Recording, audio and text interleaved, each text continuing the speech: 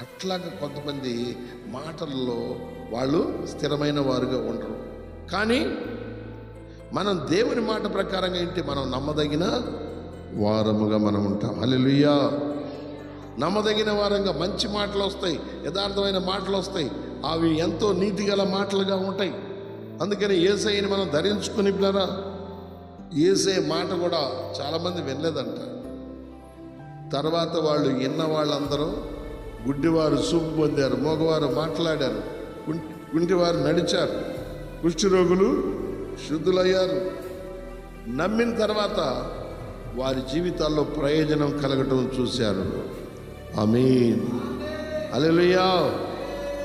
నమ్మాలి దేవుని మాట. నమ్మి ఆ ప్రభు మాటలు మన హృదయాల్లో ధరించుకొని ఆ మాటల యందు మనం నిలకడగా ఉంటే ఏం జరుగుతుంది?